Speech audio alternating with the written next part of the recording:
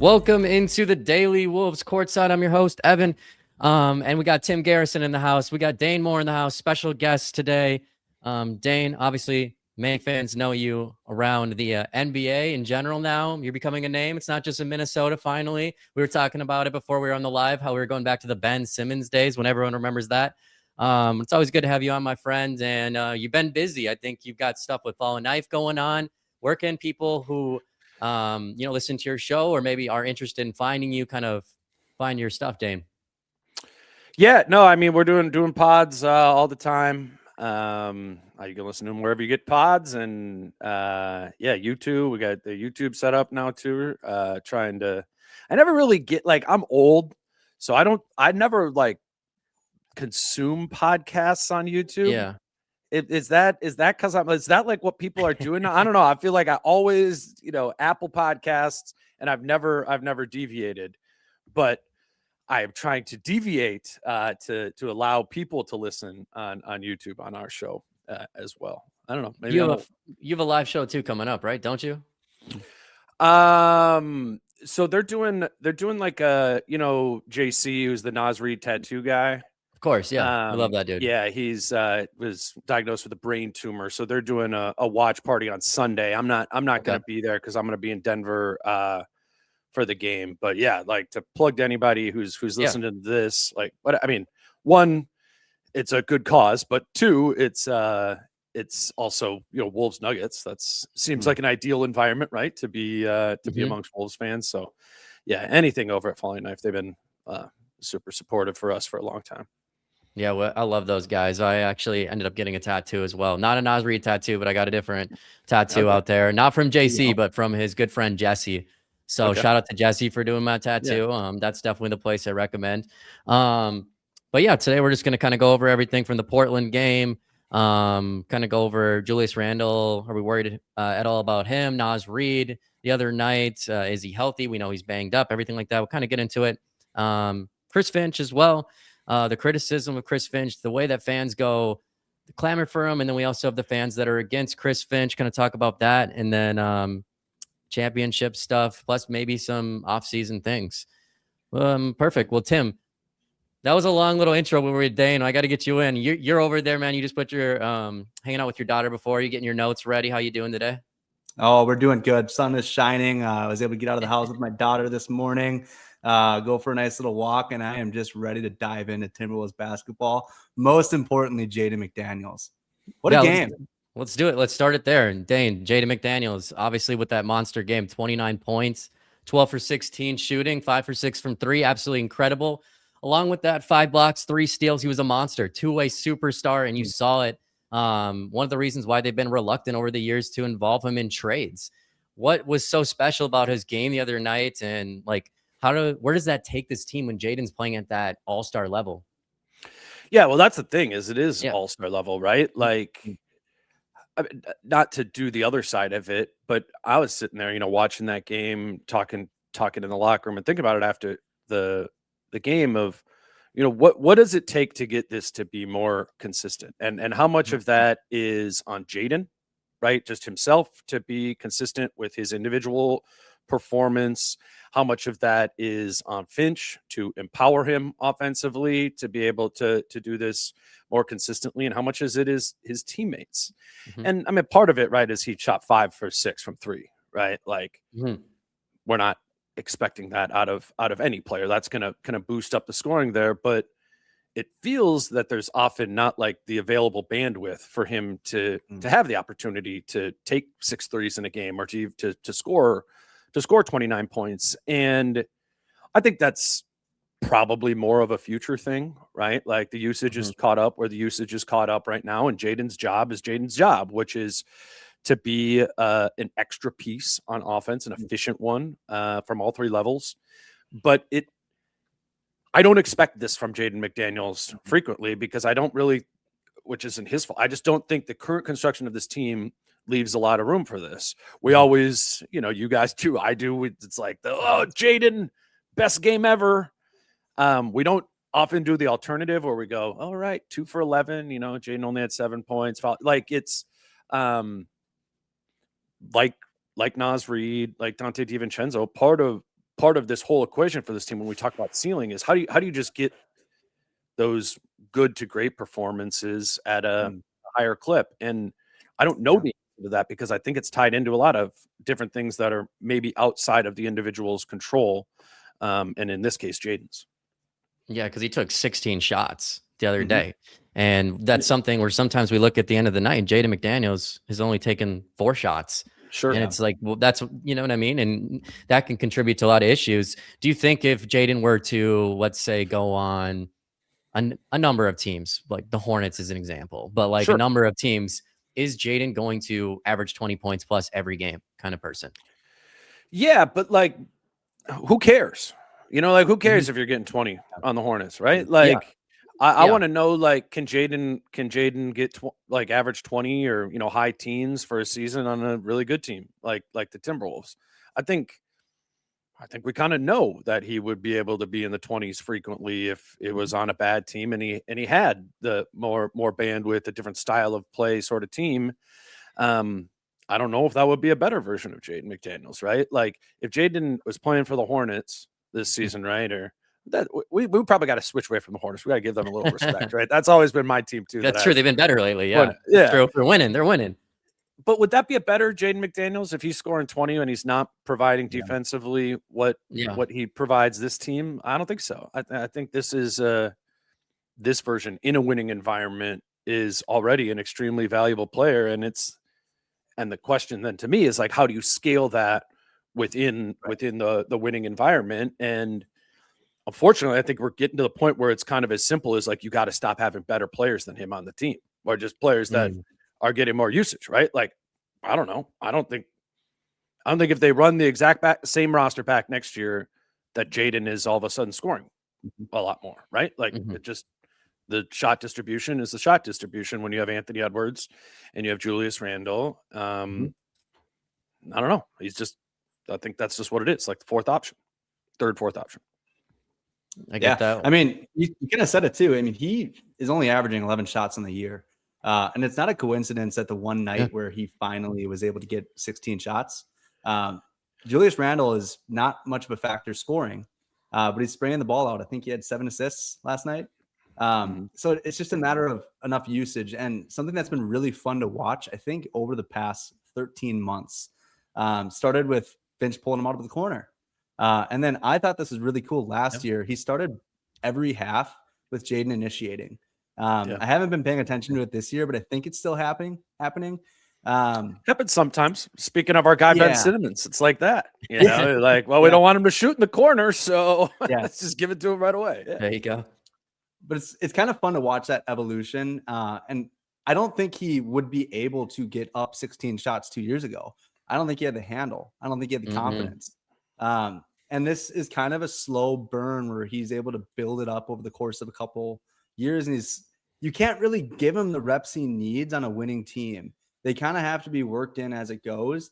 I personally think this is really encouraging. If you fast forward to the summer, you know, we're going big fish hunting this trade deadline. I'd be shocked if we don't return to that this summer. But if you're getting this confidence where, okay, Jaden has this capacity where if he has more shots, he's slowly building up that handle. He's able to get to his spots more, or finding his spots on the floor. That might come into the calculus of, okay, who do we actually target? I mean, maybe we should keep Jaden and target somebody else to make it flow. And that's probably getting into an offseason discussion, but it's one of those things that's really encouraging to watch him just slowly grow year over year. No, absolutely. And I think it's about as much as who you target as what player you give away, you know, to kind of release, because if it is Giannis, right, you know, and that's who they got, and they somehow didn't trade Jaden in that trade, you know, this just doesn't work.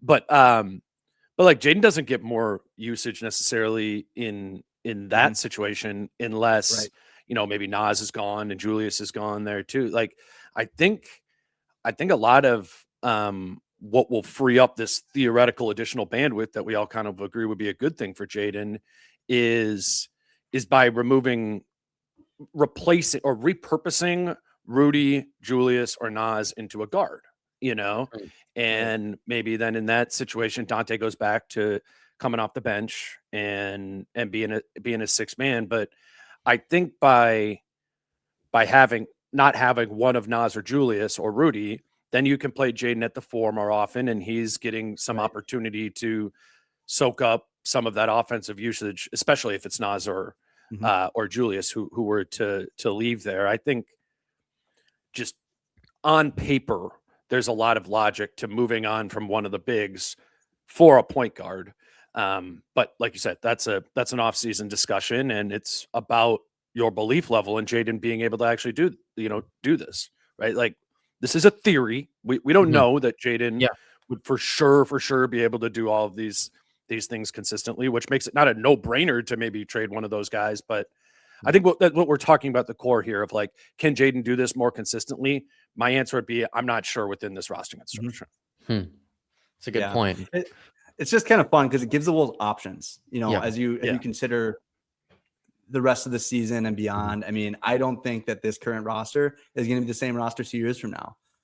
But if you're getting all this data where, okay, maybe he can, it's just, it gives you more pathways that you can explore, which is good. It doesn't seem like a long shot that he could either. I mean, he is he is the ideal player from a versatility standpoint of versatility of who he can guard. I mean, he is they often put him on the 1, at the point of attack or whatever, but Jaden can guard pretty much every single position if you want to. And to your point, Tim, about moving the spots around, is that I think he's pretty versatile offensively now too. Now that we have a lot more belief in the 3-point shot, you could see him functioning anywhere from 2 to 5. I think offensively, as well. So he's when they go big fish hunting, that's going to naturally be the player that teams are going to target there. But I think he's also the easiest player to, if you get a star player or you make some sort of trade, that Jaden can adjust his role, frankly, just a lot more seamlessly than Rudy or Julius or Nas or anyone else would be able to do. He's an extremely versatile player. And that doesn't just matter night to night. That matters when you're putting your roster together. Right. And that contract too he's on is just phenomenal now. Because fans were a little worried when he first got signed on that deal. And that makes it even more, if you're going big game shopping this summer, let's say they are going for a Giannis, is that the type of player that Jaden, in your eyes, should only be going out for? Or there's other rumors like Sabonis maybe, or, you name it, Kyrie Irving, if he's on the trade, not that Jaden would go out for that, but like, does it have to be that tier of a player where it's almost a top 5, top 7 type of all-star for Jaden, or are you reluctant to move on from McDaniels then? Yeah, I mean, I do think we just, like, if it's a top 5, top 7 player, like, you do kind of got to be okay with trading Jaden McDaniels here. But I understand there's like some point as we scroll down the list of, you go, oh, just keep building what they're building here. And in theory, I don't know, but I think the only teams that or the only players you would for sure need to give Jaden for are like the Giannis tier type of guys. Like, you bring up Kyrie, and I think Kyrie would make a ton of sense on this team from a basketball perspective. Not knowing about what he looks like coming back from ACL, but the Kyrie that, we knew even 2 years ago, I think that would be a phenomenal fit there. If the asking price is Jaden and more, then it's like, no, I don't think you need to go down that, even though that Kyrie would be helpful in many ways. I think you would probably be able to get Kyrie by trading other pieces. But I do think we went a little far when Giannis was on the table and we're like, no, not Jaden. I'm like, okay, well, then you're not getting Giannis, that's just what it is. Yeah, I mean, everyone was just getting ready for the Olympics. I mean, everyone just got way over our skis on that ski jump here. But it's fun. It's a fun thing to talk about when you can have 2 top 5 players. Doesn't mean it's going to happen. I have to bite on Kyrie. That's one of my favorite targets. I think even if he's 90% of what he was, it's like tossing Mike Conley into a time machine and going back 5 years with the way he can shoot and attack. And having someone like that who's a pressure valve for Ants, and with all these coverages he's seeing, talk about getting more opportunities for Jaden, where you're gonna have Ant relocating to a shooting position, Nas in the corner, and then Kyrie collapsing the defense, and then you have Jaden to pass it out to if they're selling out on stopping the pass to Ant or whoever. So it's the right archetype, right?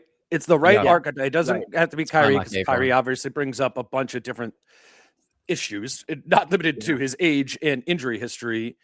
But I'm with you that is, if you're able to bring that type of player in, even if it's like a lesser version of Kyrie, but the type of guy who can initiate, create for himself, allows Ant and Jaden to function off ball without sort of the fear that Ant sort of has of like, wait, should I come get it now? You know, as when we watch games, there's Dante's getting pressure, Bones is getting pressure. Ant's always kind of like, his feet are like, well, maybe I should just go take it here. If you have a true point guard, or even Mike from a couple of years ago, right? You're like, you can be like, he's got it. You know, he is the point guard. He's under control there. And I think Ant, as good as he's been this season, I would imagine it's confusing for him as to be like, wait, do you need me to be the one right now? Do you need me to be the two right now? Like, what do you need? Because it kind of does change for this team, possession to possession. It really, to me, is what it feels like, at least. I think you can sell Dallas too on Julius Randle too. I mean, he's from the Dallas area, right? And I could see that where, like, if they're going with Cooper Flag, Randall, it's not just that. There would be other stuff, but I mean, I could see it. Like, you're moving something out, and maybe they're interested in something like that. Moving on to the Julius Randle talk, since we're on the topic. What'd you think of his game the other day and the last couple games? I mean, he had that enormous game against Portland. Everyone kind of remembers it right before the break, and then now it's kind of, you know, he's been struggling. Is it? We've heard from Chris Finch he was battling with an illness or wasn't feeling the best a couple of games ago. Is that still lingering? Do you sense that from being in the locker room, or is there something else going around? Is it mental stuff, or I don't know what's going on, Dame?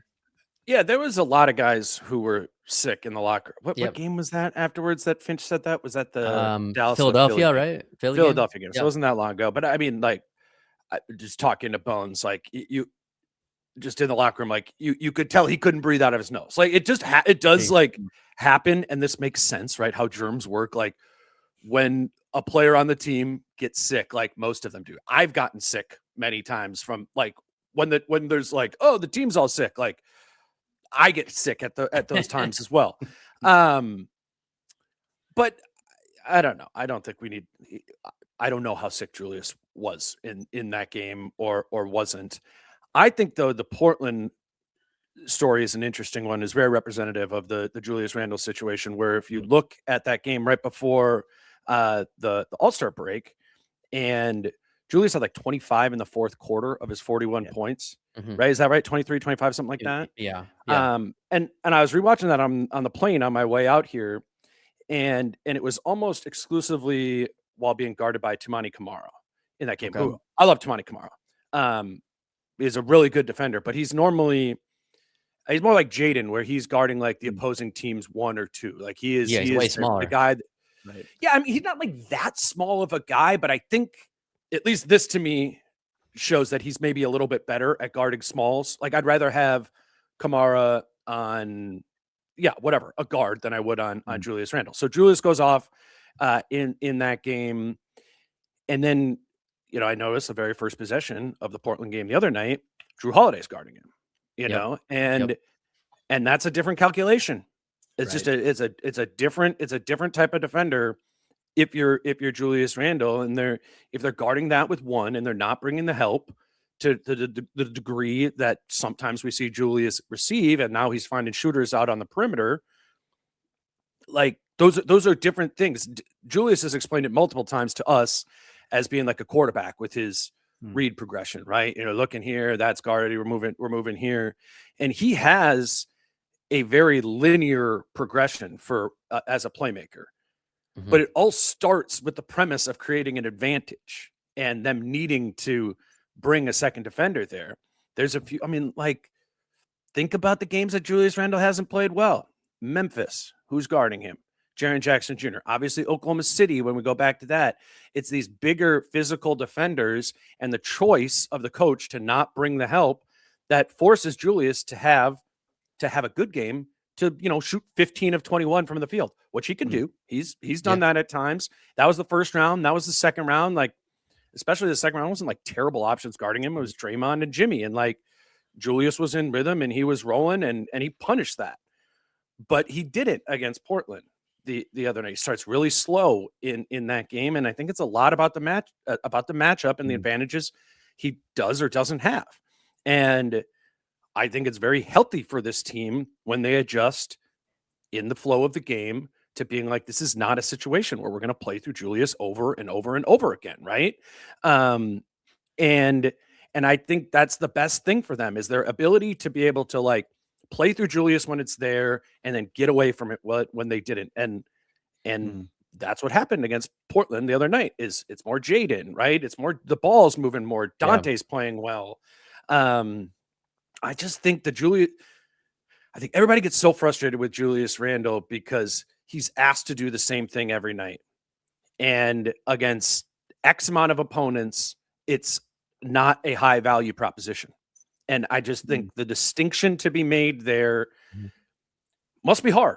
You know, they get that. They get that. We all know that. But Finch gets that. The coaching staff gets that. They all do.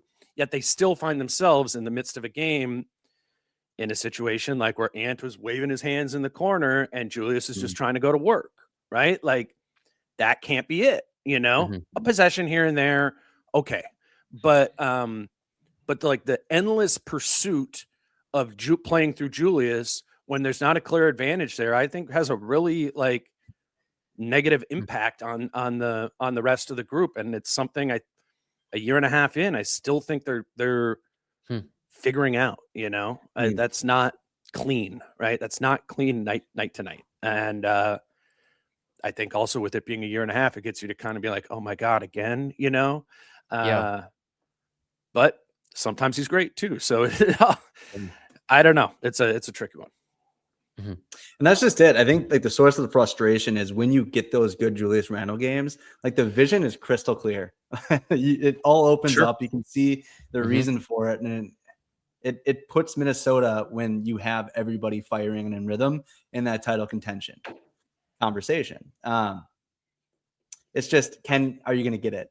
Are you going to get it for a 2-month stretch in the playoffs? Or is he going to run into a situation like OKC and Portland recently, where you have a smaller guard who can handle physicality, causing him some issues with some quick hands? It's kind of a conundrum. And well, in the playoffs, you're going to play one of those teams. You're going to play one of those teams at some point. Right. So the answer isn't like, can he do it? He can't. He's not. Like the numbers against the Thunder are the numbers against the Thunder. For us to anticipate a great offensive Julius Randle series against the Thunder in the way that we think of a typical good Julius Randle game, like that's not happening. That's not happening. But the next step is to be like, that's okay. So how do we play alternatively in those times and in those games? And when Julius has it going, water that. Like you can't be both sides of this thing. Right. As long as he's on the team, he's a critical piece of it. And it's about the distinction to be made of what the advantages are and what's going on in his head. And that's the Finch experience. You know, I don't envy that. I don't envy that either. But I think they could do a better job of finding that. I think it's a fair critique of Finch. It's a fair critique of Randle and just how they're handling it. Figuring that out is a championship level move if they're able to properly find that distinction in there, if it in fact exists. And it's one of those things where, like, for anyone hoping for that superstar acquisition, thinking it's going to happen this deadline, the fact that they have that upside is why they're doing this. Why they maybe didn't make that massive push, because it is there in front of them. If they can figure a couple things out, like for example, if they can catch that defensive rhythm they had 2 years ago, I feel like I'm beating a dead horse of a dream that's long faded. But if they were able to find that, maybe Jaden's confidence continues to grow and you can find something off Julius. You're in that conversation if you can find a couple other things like you just said. I'm happy you said that. And that's why if you're somebody that was really looking to make that move in February, you don't have to make that move. Ant's only 24. You can spend this spring figuring out maybe some pieces you want to keep long-term and getting crystal clear evidence of, okay, maybe we should pivot here. But the Timberwolves have a team that's capable, and that's going to be really fun. It's just a matter of what we're going to see. Can they find a rhythm in these last couple games here? It's high drama, man. It's high Yeah. drama. Like this is Yeah. like, I don't know, because we don't know the answer to that. Can the Wolves find this rhythm? We don't know. But it's not a zero. It's not a zero. Like there's a pathway there too. Sorry, cut you off. What does no, you're good. What does the new guy, Ayo yeah. unlock with the Timberwolves? Because I feel like when Tim is talking about Julius Randle and if all these things come together, well, I feel like right now we haven't even seen Ayo Dosunmu really be able to take off, and you can still tell he's trying to just figure out where his role is on the team. The team's figuring him out, and because he's a really special player, and I think that could be why fans should believe in this team. Dane, what do you like about him and the move that with bringing him to Minnesota? Well, I think he's a system fit guy, and I'm not sure he fits the Wolves system right now. Okay. Ayo isn't like individually himself great at one thing, right? Yeah. I was just recording with Britt, and he called him what is it? The jack of all, master of none, whatever. Good at a lot of things, master of none. And what I've been thinking about a lot, I know it's only been 6 games, and so probably I'll start with this. I think the first piece of it is that this team is hard to adjust to, right? Look at how long it took Dante to adjust. Look how long it took Julius to adjust. And then look at with TJ and Rob, like they didn't even get enough time to be able to adjust to it. Like, I think there's something inherently difficult about adjusting to a team that is heliocentric through Ant and Julius, and then has Rudy Gobert on your team. Like, weird team. Yeah. It's a weird team to fold yourself into. And the second part is it's a very different team than the Chicago Bulls. I was so focused on initially, caught up in it of like, I think Ayo can be a lot better of a defender while playing with Rudy Gobert. And I still think that. I think that is true. That will prove out. The defensive metrics over time will showcase that. But as I've been thinking about it more, I think there's a pretty big difference between how the Chicago Bulls played offensively versus how the Wolves do. And it's not just a pace thing. Like, yeah, they got out in transition and Ayo's good in transition. They played 5-out spread and they played fast within the half court there. Just watch like a couple of Bulls possessions and compare it to this. They're different speeds, they're different shapes. Like, Vucevic is up top all the time, right? Like, they're delay, pick and pop guy. Like, if he's on in the interior, it's very obvious they're running a post up for him. And that, if you're a surrounding wing, okay, this is a post up for Vucevic, I'm spread. Or if we're playing 5-out here, I am constantly looking for my open or semi-contested 3-point shot, or I'm attacking. Just straight line drives. And that's what I was good at. And that's what the numbers showcase too, right? The 3-point numbers are obviously scary good. But all that else is really in there offensively is like, if they're running me off the line, I'm sprint attacking at the basket. That's what it was in Chicago. Like, he isn't like, he's not like he's got a lot of wiggle, right? Like, he's not a break you down in isolation type of player. And that's fine. They got plenty of those. They got Ant, they got Julius, and Bones does it off the bench. Plenty right there. So to me, when we talk about Ayo getting better, it's by him recognizing more what the reality of the system is here, and or the Wolves adjusting to that, like they did with Rudy, right? Like, back in like they had to figure that out of like, how are we playing in coverage? It's going to be different than it is with Cap, right? Like, there's this time here, and I think my optimistic answer to that is Ayo really finds his rhythm in those Reed Randle lineups, right? Where the Wolves can play 5-out, and spread the floor in that way, while he also provides some more defense to that group that we know needs it there. But the more I think about it, the more I watch him in Minnesota, and I think back to when I was just watching clips of him in Chicago, I'm like, man, these are night and day different offensive environments than what he was used to. I feel like you mentioned it too. You meant like the best lineup for Ayo right now through these 6 games is Ant, Julius, Jaden, Nas, and Ayo. They're positive 8.7. That sounds like a good lineup to me, right? It's probably the 5 best transition guys on the team. So, only Julius is kind of in the post, right? Like, it's kind of Vucevic-y, right? Like, when you're playing through him there, or if Julius is spread. Like, I think that would Rudy's hard to play with offensively. He just is, right? Like, you need to be constantly aware. If you're an attack player at all, you need to be constantly aware of not just like where your man is or where the defense is trying to push you. Like Rudy's going to be around the basket, which means his man, the rim protector, is also going to be around the basket. Like it's just, there's going to be, I would imagine Ayo sees significantly more quote unquote contested shots at the rim in Minnesota than he did in Chicago, where it was just, Good point. it doesn't mean it was better in Chicago. Like Chicago sucked. I'm not saying that. It's just a very different style of play. And I think they purchased a player who had really good stats in that system and bet on the idea that they would translate over. That is not happening thus far. It's been 6 games. And that's where I go back to the adjustment period thing, right? Like, there's going to be an adjustment period here. And I think this is what the adjustment is about, is style.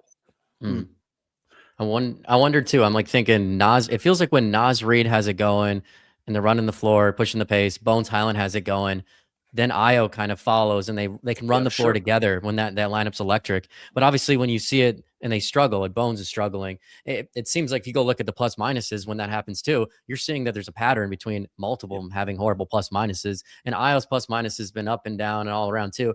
I feel like that's a weird bet too. If you're betting on those guys to almost all play at that to have Ayo, benefit and have a good game. And it's confusing, honestly. And I'm not trying to figure out how Chris Finch is going to figure out what to do with that. What we and I'm right there with you guys of like, we love the trade deadline sort of thing and getting a piece that, pushes you over the top. But this is what happens a lot of the time. Is the player comes in and there's 28 games or whatever left, and it's in the midst of a playoff push, and that player maybe doesn't fit in like you hope they would. And it's a reason, I think, as you were saying earlier, Tim, about, kind of the value of making your reconfiguration moves in the summer when before you play a game, you have a training camp to like figure it all out stylistically. Like, it's hard. And I think the good news with Ayo is I'd be shocked if he doesn't sign a new contract here in the offseason and you get that. But it's hard, man. It's hard to get a guy at a deadline and plug them in and be like, go be awesome right away. Like that just doesn't. It's and so even hard for players better than Ayo, like it's hard. And I think it's particularly hard on this team, or not hard, slow. I just think it's going to be time. And maybe there's like the last 8, hopefully, right? Like the last 10 games of the season where like, man, Ayo really hit a rhythm here. And then you can roll with that of like, this is what he does. Let's do that in this playoff series against whoever. I think it's an important piece. It feels pretty far away to me though. Yeah. I mean, so he came into the Timberwolves shooting 45.1%. I mean, Ayo, I buy him being an above average NBA shooter, but I don't buy him being a 45% shooter. So I kind of think, unfortunately, with us trying to get him into the lineup and get used to him, get him used to us, that hesitation is probably coinciding with the fall back to earth from a shooting percentage wise. The good news is, basketball, it's a game of runs, and sometimes that what goes around comes around. And I do think he's somebody that once we kind of figure out which lineups to maximize his abilities and have him get used to the offense, I think that confidence of his 3-point shot will come back a little bit. But I guess it's not what I wanted to see. I loved Ayo coming in. He's my favorite target. But I think we're kind of seeing that fall back to earth on the 3-point percentage, and it's not the end of the world. I have a lot of faith that he can figure that out a little bit, and we have some time before the postseason to really dive into that and figure it out. It's like Jaden, right? Jaden's not a 45% 3-point shooter, shooting 45% right now. What do you like? I asked this earlier after the trade, because I was making the comparison. It's like, what would we set the over under on Jaden's 3-point percentage next year, full season next year? 38, right? Maybe something like that. Like, I think that would be about what, and I think I was more so that way too. Like basically whenever anybody's shooting 45% from 3, like it's probably coming down. I think he is a much more willing 3-point shooter than Jaden is though. Like I don't think like Jaden's volume sort of drops off from time to time, and I think that's costly. Ayo strikes me as a player who, Jaden has even talked about, like, I don't want to shoot threes. Like I want to be an attack player. I want to be a pull-up player. I want to be those sort of things. I think Ayo very clearly recognizes that a lot of his offensive bread and butter is about taking threes, and he'll take a, like, watch, like when he's shooting threes tonight, like they're like kind of contested, like he wants to take those. So I think from a volume standpoint, Ayo's 3-point shooting is going to stay where it is, if not, go up in future seasons. The question is, how much does it come down? But he's not like a zero. He's a good shooter. Like he's a good shooter. He's not a 45% shooter, but I don't think this isn't like when Josh Okogie was shooting 45% from three over the first two months of the season. It's not, I love Josh, but like there's different calibers, right? Different calibers of shooters. I don't think I was like a bad shooter by any means, and would be shocked if he ever has like a 31% year or something like that. Even Nickeil Alexander-Walker was shooting 39%, and we labeled him a great shooter. And I think that's kind of where Ayo, if you were to mash together extrapolate out 3 seasons, it's probably going to be 38, 39%. Good. You'd love to keep the 45% party going, but it's just not a realistic expectation. Yeah. How do you feel about just one last question? I think we're going to wrap it up then. Just what's your feeling, your gut? And it's not like what you're hearing, just like what your gut tells you about this summer, everything lining up with the Timberwolves. Because I think this is what Tim Connelly's been kind of giving the flexibility, you could say, with the way he's positioned the Naz Reid contract, the Julius Randle contract, the Rudy Gobert negotiation with his contract. Rudy's playing at this all defensive level. All these things are happening now, and then there's going to be expiring deals. Minnesota has all these second-round picks they can move. They have multiple first-round picks they're going to have access to on draft night. Is this just kind of going into like almost Ant's prime, Jaden starting to tiptoe into their prime? Is this when you think Minnesota will probably strike on the big fish this offseason, most likely? I think they will strike on reconfiguring the roster. I don't know if it's going to be the Giannis level. I think, and this is just how the NBA works. Think about how different the team was 2 years ago. The Wolves, and this is the team of continuity, right? Like it's very different, very different. This is how the NBA works now. Like I would be frankly shocked if the roster is like 90% the same next season. I think you have a couple of factors. One, let's just name the tiptoeing into their prime guys and wanting to give them more bandwidth. And then the other one I look at is Baron J and needing to create room for him because you missed on Rob Dillingham bad. It looks like you probably missed on Terrence Shannon Jr. The draft before that, you missed on Leonard Miller. Like this team is not doing a good job in the draft recently. Baron J has to work. That is a critical piece to the next chapter of Timberwolves basketball. So operating under the assumption that rosters change as they do, I would assume there's change, and I would assume there's change in the front court. And there's what we were talking about before of repurposing one of the 3 bigs into probably more of a guard type of player. And I think you decide between a true 1 or like a co-conspirator to Ant in the backcourt and a combo type of guard there. That's what I would anticipate. But I think the thing we know is that this front office is keenly aware of the fact that you don't just get to the players that become available that are impact, not even Giannis level, but just like all-star caliber guys. There is a limited amount of them that are available from summer to summer that you can go get.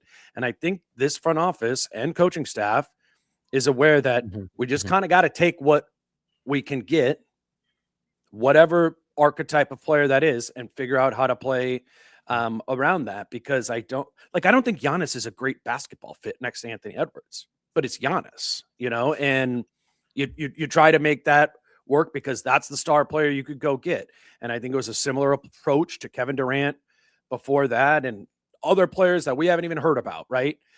Is just their behavior signals that they feel like they're fringe contenders, but that they're pretty sure that they need a little bit more, maybe a lot more, to actually get over the hump. That is winning is winning a championship. So yeah, I kind of honestly, regardless of what happens in the postseason, losing first round, losing second round, losing third round, I don't understand how this roster can't change next year, if for no other reason than Berenger. Like, you're gonna play him. So how are you gonna? There's already not enough minutes as is with Berenger out of the rotation for Naz, Julius, and Rudy. That's been the most clear thing to me over the course of this season. Is you now have 4 bigs that you want to play. It's probably time to move one of them, and address other parts. That's a hard thing about team building today, is that it's not long term. It just isn't long term. You take your shots with the options that you have available at the time. Yeah, well, I agree with you. I think they're going to make some type of deal. It just all lines up. They have all the flexibility. And like you said, it's not that it's a Giannis. We don't even, I mean, a year ago, people didn't know Trae Young was going to be even a thing. And then all of a sudden he's available. So every year it's like, so many of those, man. Yeah. There's always stars that you don't think, and there's somebody who asks out or something comes up public, people that aren't on the radar. You just have no idea. That's what's special about the NBA. That's why we don't have the hard job of Tim Conley, which I'm thankful for sometimes. But Dane Moore, we're going to get out of here. Appreciate everyone for tuning in. This is the Daily Wolves Courtside. You can find us on all your different social media platforms or wherever you listen to your podcast. Dane Moore NBA podcast as well. Give him a listen if you don't already. And Tim Garrison, always a pleasure, man. Come on anytime, Dane. You're always welcome, my friend. Until next time, as always, go Wolves.